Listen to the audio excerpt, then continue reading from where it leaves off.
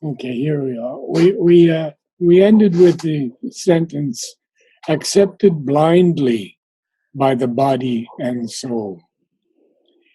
And so in this very, very important part of Savitri, we have seen that this hour falls on her where she realizes that life must be in vain, or there's something in her unborn element, awake, that her will can cancel her body's destiny.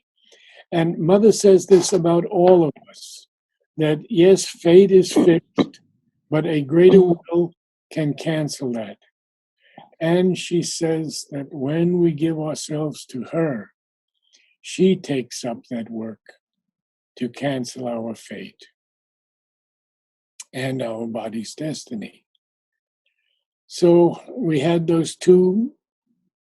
We had the word raise, the fixed interminable line. And that line is something that all of us have. We've had many, many changing names. We've had numberless lives.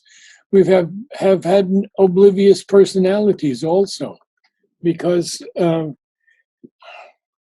very often when we come into a new birth, there's a great shock, a tremendous shock to the body, and we forget everything of the past. And it could take many, many years until we realize something that has moved us to this birth and what our purpose is in this present life. So we'll begin with an episode in an unremembered tale. Its beginning lost, its motive and plot concealed. A once living story has prepared and made our present fate, child of past energies. Well, Sri Aurobindo is telling us about karma right here, very clearly. We're living in an episode in an unremembered tale. It's so beautiful. But we've lost the beginning, we've lost, well, the motive and the plot are concealed. That's true. But no longer for us.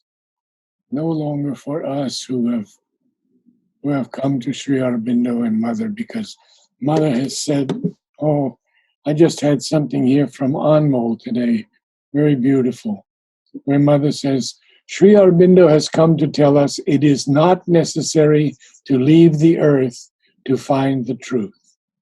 It is not necessary to leave life to find one's soul. It is not necessary to give up the world or to have limited beliefs in order to enter into relation with the divine. The divine is everywhere, in everything. And if he is hidden, it is because we do not take the trouble to discover him. This is in Collective Works of the Mother. So, that once living story, oops, I'm stuck. Okay, here we go. So we're here now. We're here with Savitri, beginning to understand what she has to do in the world. And as I explained last time, and I had a couple of questions from our attendees, that the story of Savitri takes place in one day. Only one day. The last line of the first canto of Book 1 is, "This was the day when Satyavan must die." And Satyavan dies at noon. And then, at the very end of the day, Savitri brings him back to meet his parents. His father now has his sight back. He's a king again. And father chides him a little bit. Where have you been? And he says, lay all on her, on Savitri, because I was someplace. We'll get into that many, maybe years later, but it's okay, we just carry on. So that's one full day, morning, noon, and night. So what does she have to do? Who will begin to read for us about the fixity of the cosmic sequences? Anyone? I can start. Okay. An episode in an unremembered tale. Its beginning lost. Its motive and plot concealed. A once living story has prepared and made. Our present fate, child of past energies. So we have covered that. The fixity of the cosmic sequences, fastened with hidden inevitable links. She must disrupt, dislodge by her soul's force. Her past, a block on the immortal's road. Make her raised ground and shape anew her fate. So we have seen in 17 lines, Sri Aurobindo repeats the word raise. First, he says she has to raise the fixed interminable line. Well, the self has to do this, the self in all of us. And here,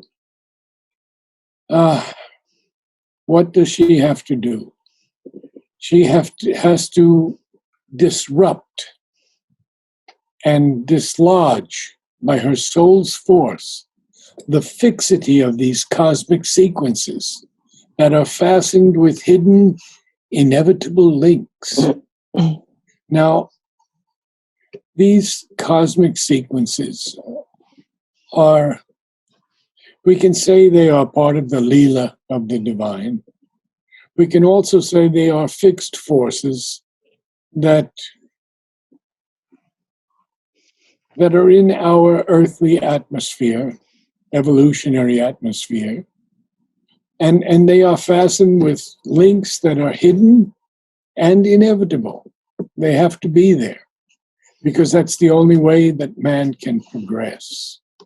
But what she has to do is she has to dislodge her past, which is a block on the immortal's road. She has to make a raised ground. In other words, completely demolish everything and therefore shape anew her fate. And this is really something only Savitri can do because she's the Divine Mother, the Sun. We can do it if we have hundreds and hundreds of lives, thousands of lives perhaps, or it can be done by Mother in us, even in one lifetime.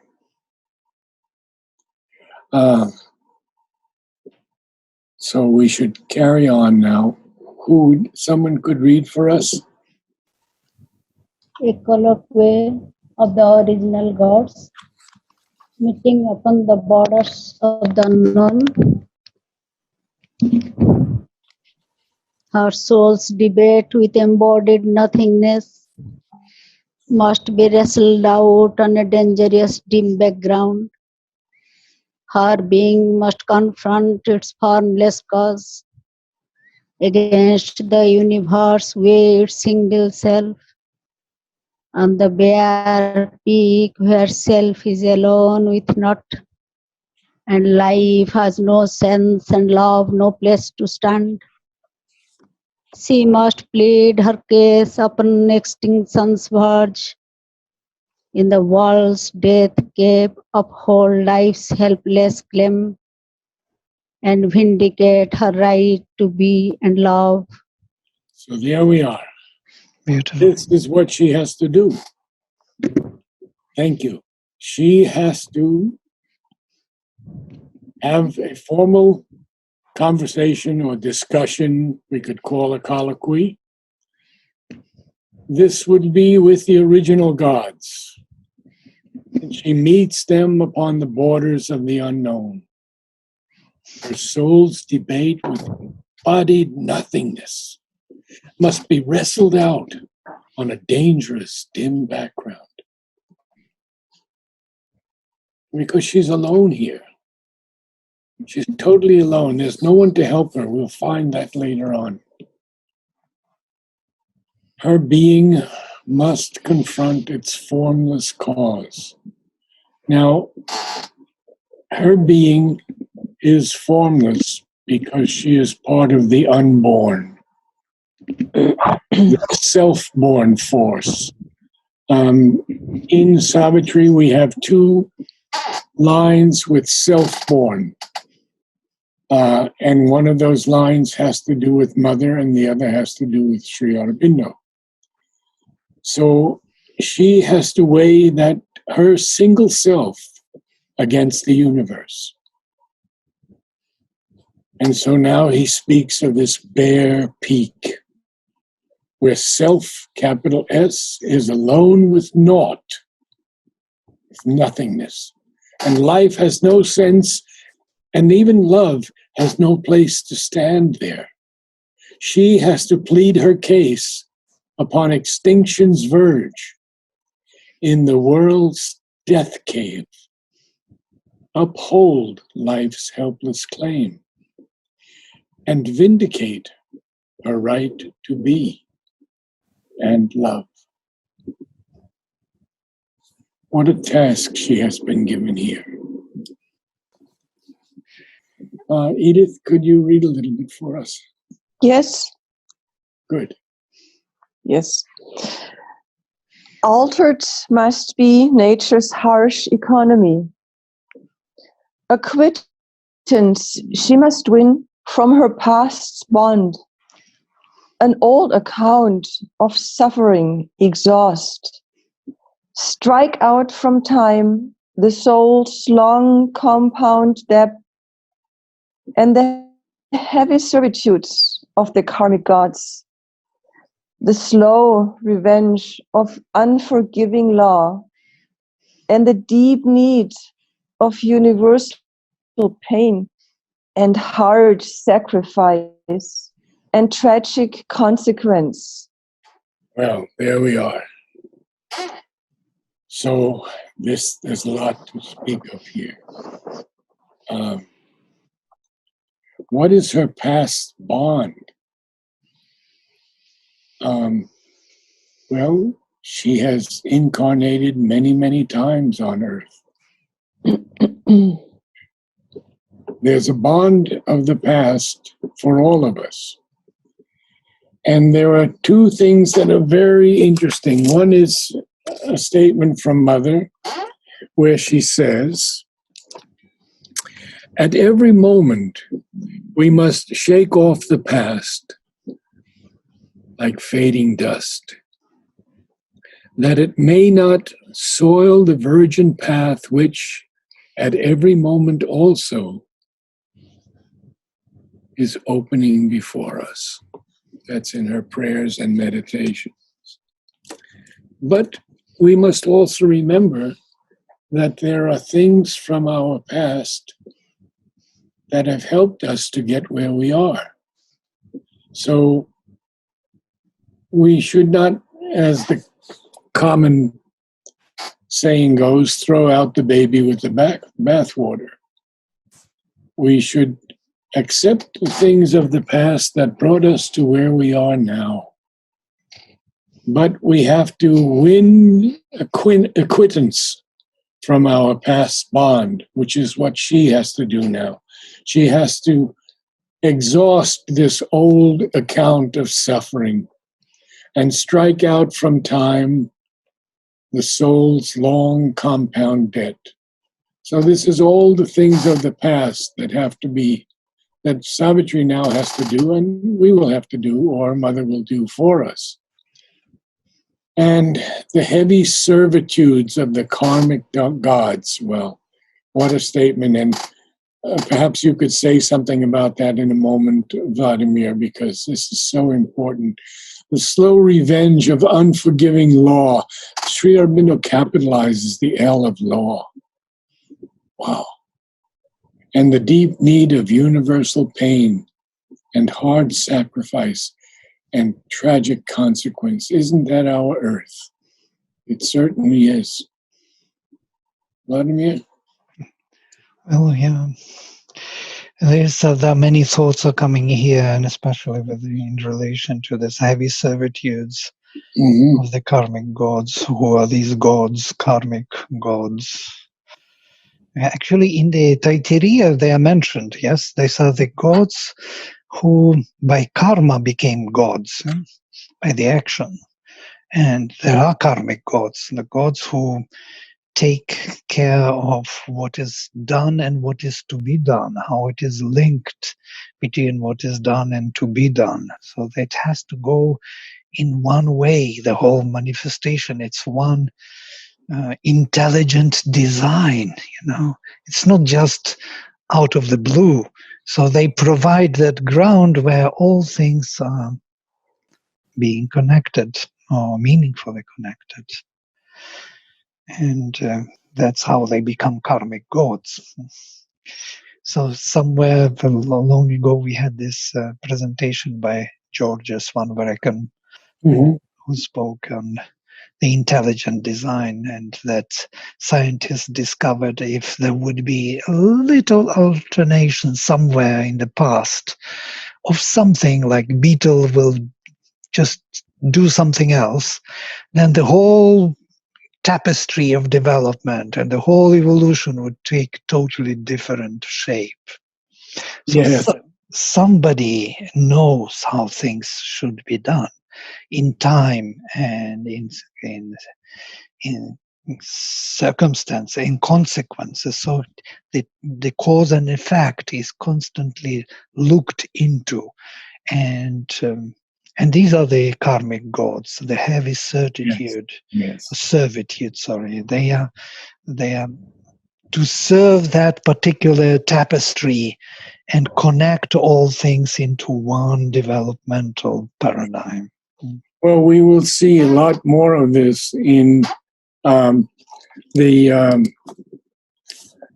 Canto 4 of this of Savitri, The Secret Knowledge, because he speaks of these beings who they are careless of the grief that stings the world heart. They're careless of the pain that rends its body and life.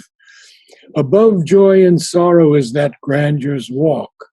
They have no portion in the good that dies, because if they had any portion in this, their strength might be marred and could not save. Very interesting. And I will go into that when we get to that point, because there's a lot there. And I would like to go a little bit more into this revenge of unforgiving law, because the law is very fixed in many ways in this play of the divine evolutionary nexus. The law sees that there is this deep need of universal pain and this hard sacrifice and this tragic consequence, because how else can we grow? We always have had sacrifice. We've always had tragic consequences. There has been an endless need of universal pain. And so how is that going to break? We will see that next. Perhaps, Vladimir, you could read a little. Out of a timeless barrier she must break, penetrate with her thinking depths the void's monstrous harsh. Look into the lonely eyes of immortal death, and with her nude spirit measure the infinite's night. Yes. Well, now he tells us what has to be done. This barrier that's timeless, she has to break through it. And she has to penetrate with her thinking depths the void's monstrous hush. This absolute silence, vast silence of the void. It's like a monstrous hush. But the key here is that she has to look finally into the eyes of immortal death. And with her nude spirit, measure the infinite's night. So those 4 lines give us what she has to do. She has to break through the timeless barrier, penetrate with her thinking depths this void, look into the lonely eyes of immortal death, and with her nude spirit, measure the infinite's night. We know that Mother says that death is also a part of her. And the cantos with the debate of death are so extraordinary. I hope we can get to them in time. So now we have Ashwini to read perhaps from this great and dolorous moment that's now close.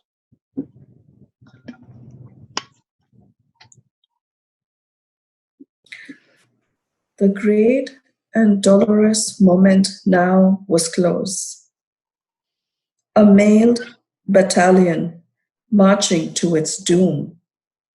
The last long days went by with heavy tramp, long but too soon to pass, too near the end.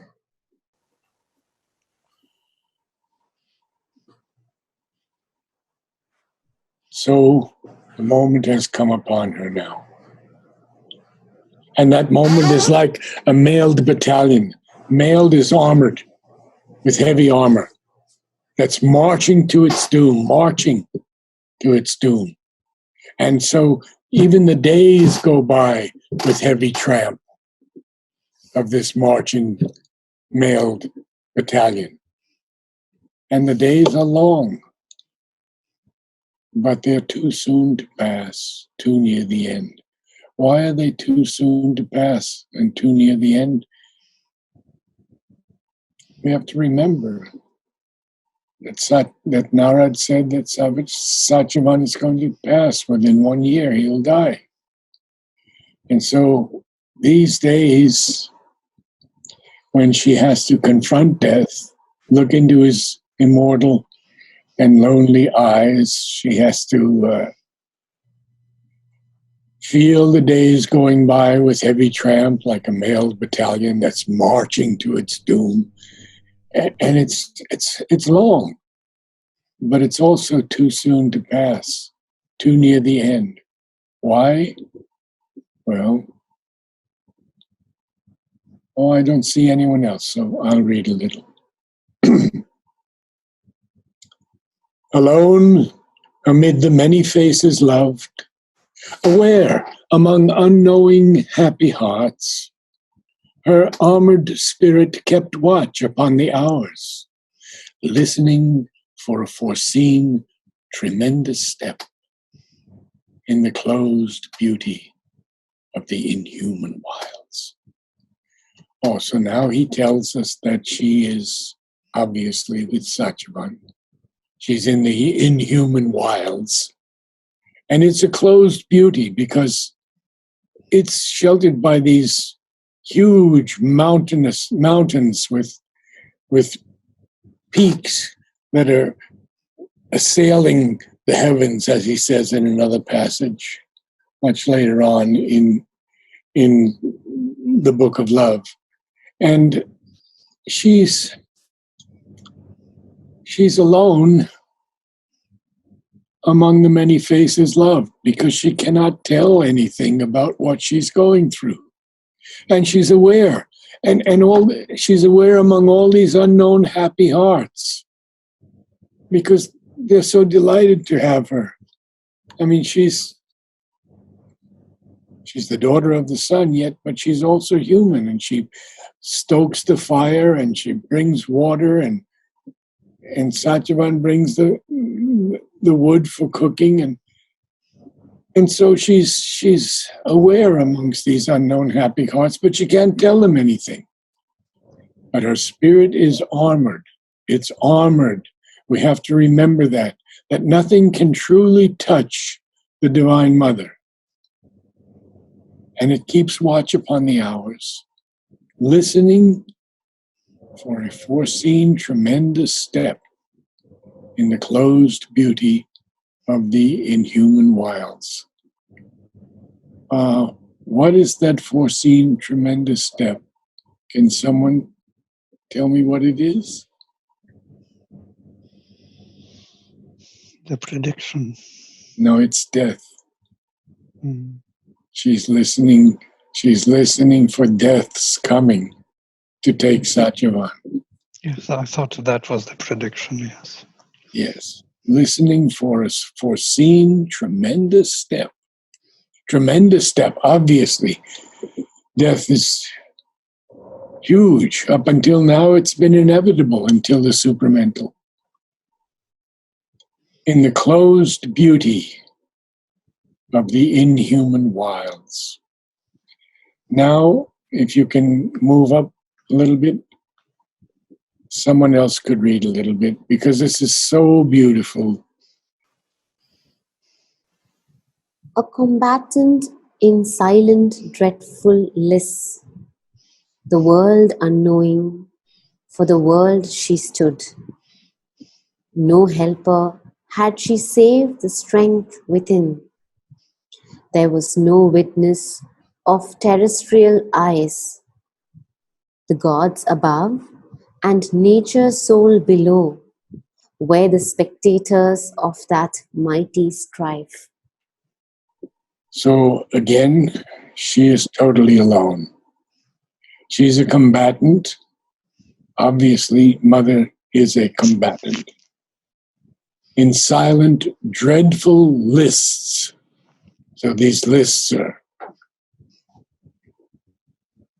very powerful, but they're silent, and yet they're dreadful. And the world doesn't know anything. How many people in the world knew Mother and Sri Aurobindo? And how many fewer read them? And how many fewer became their disciples or devotees? So she has no helper except the strength within, and strength is capitalized here, very important. And of course, there was no witness of terrestrial eyes, because none of us could see what was happening. Only the gods above and nature, soul below. Both gods and nature are capitalized here. The gods above and nature, soul below, were the spectators of that mighty strife. Well, now we see that she is in Satyavan's homeland. Around her were the austere, sky-pointing hills, and the green, murmurous, broad, deep-thoughted woods muttered incessantly their muffled spell. A dense, magnificent, colored, self-wrapped life, draped in the leaves' vivid emerald monotone, and set with checkered sunbeams and blithe flowers, immured her destiny's secluded scene. It's very interesting. She's in the woods. And as we see, Satyavan's homeland is almost surrounded by woods. There's only a few pastures or fields that are open, and they are very beautiful. But the woods are murmuring incessantly their muffled spell. And if you've been in deep woods before, You probably have experienced this because there's always a sound going on. It could be the sound of the wind. It could be the sound of the animals or the birds. And yes, most of the time in the woods, the spell is muffled. And he calls it a spell here. Very, very important. Muttered incessantly their muffled spell. So there is a magic when we enter the forests that is unlike any other feeling in the world.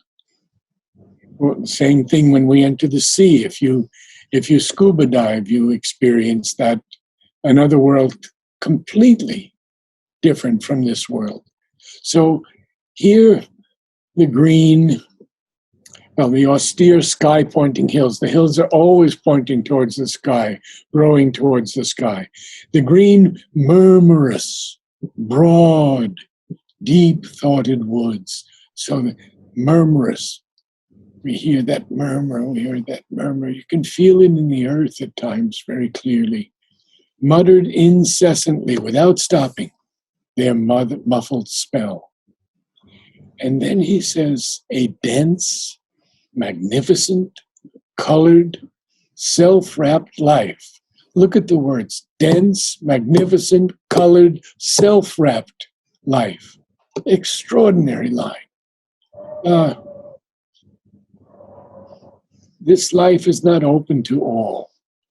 You would have to live in nature and be with nature for a long time to understand this self-wrapped life. It's a contained life. It's complete in itself.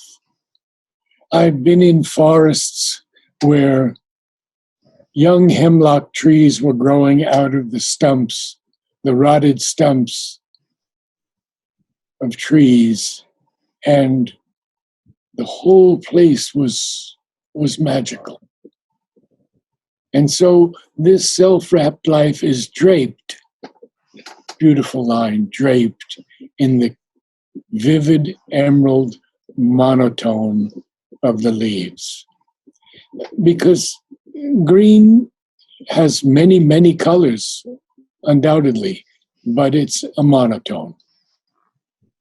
It's one tone of green, one tone that is green. But draped in these leaves, vivid emerald monotone, and set with checkered sunbeams, well, we know what checkered is, blithe flowers, immured her destiny's secluded scene. Now, I would like to go to the lexicon of an infinite mind and give you a few definitions, because I think it's important that we understand definitions in Savitri too, because Sri Aurobindo would not use any word just for embellishment. Every word. I saw a video last night with Patrick Stewart and his first meeting with, I believe it wasn't Olivier, it was Ian McKellen. And he was studying the role of Macbeth and the passage with tomorrow and tomorrow and tomorrow. And McKellen tells him, and is the most important word in that passage. Very interesting. So we have to even pay attention to the word and very carefully. Okay, so checkered first. Checkered is marked by numerous and various shifts and changes. It could also be diversified in color and variegated. So these sunbeams for me, they're changes, checkered sunbeams. Sometimes you see a little of the sunbeam. Sometimes in another area where it's open, it's coming down fully. Sometimes it's coming through the leaves. How beautiful. Checkered sunbeams. Now, blithe flowers. Blithe is right here. Joyous, merry, or gay in disposition. Glad, cheerful. These cheerful flowers. And then lastly, I think immured, because that's an important word. If anyone knows these very clearly, you can just save me looking up for you and give me the definition. Immured,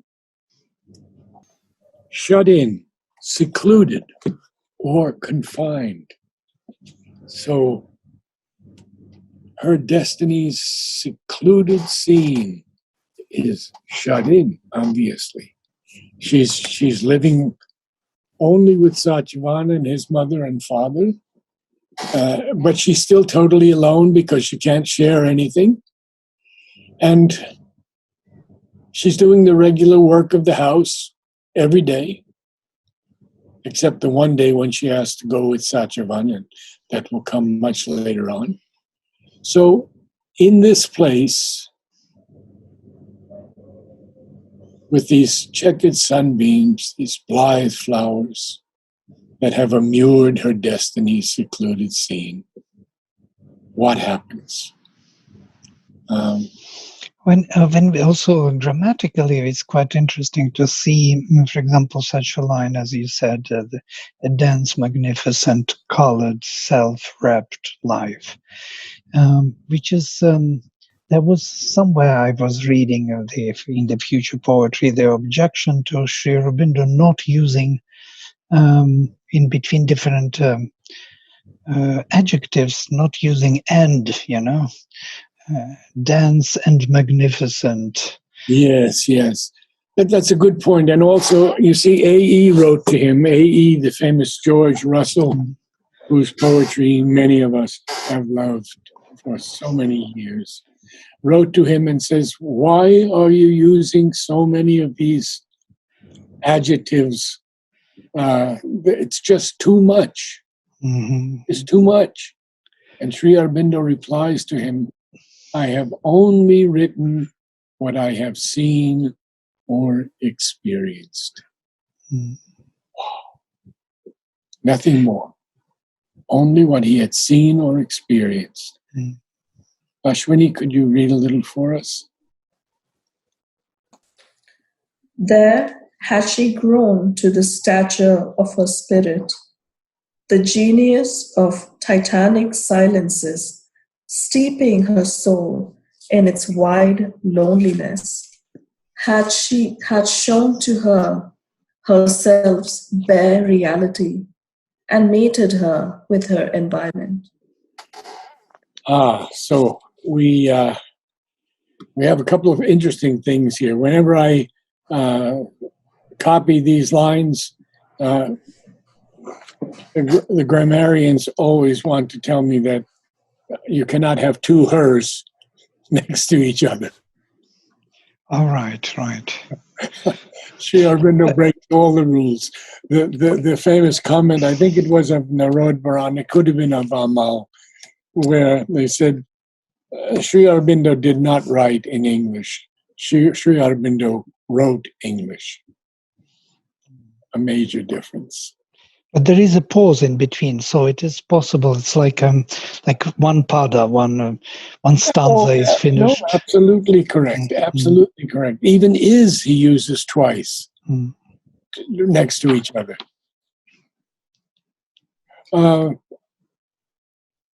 All that is he. Right. And he is the more than all that is. Oh. So the genius of titanic silences. This word genius is so important here because Sri Aurobindo uses it very uniquely. He he speaks of the genius, and Mother does also, of the species. So we have a genius of the species in man, in nature. In almost everything, there is a genius of the species. And here it's the genius of titanic silences, vast silences, that steeps her soul in its wide loneliness. And that genius had shown to her herself's bare reality and mated her with her environment. What happened next? Edith? Its solitude greatened her human hours with a background of the eternal and unique. A little more. A force of spare, direct necessity reduced the heavy framework of man's days and his overburdening mass of outward needs to a first thin strip of simple animal wants and the mighty wildness of the primitive earth and the brooding multitude of patient trees and the musing sapphire leisure of the sky and the solemn weight of the slowly passing months had left in her deep room for thought and God. Well, as we've learned many times before already in Savitri, that this is a very, very almost ascetic life she's leading, because the solitude of that environment that showed to her herself's bare reality and greatened her human hours by its solitude, with the background, of course, of the eternal and the unique. Now he begins to tell us about what she is doing here. A force of spare, direct necessity reduced the heavy framework of man's days. Well, and his overburdening mass of outward needs. Well, we know all about that, don't we, in life? And what did it do? Well, it reduced it first to a thin strip of simple animal wants. Okay, so if we could get rid of all of our overburdening mass of outward needs, if we could just live so simply. Now, animal wants is not in a negative here or pejorative sense, but it's what we need to survive. The food we need, the sleep we need, the exercise we need, the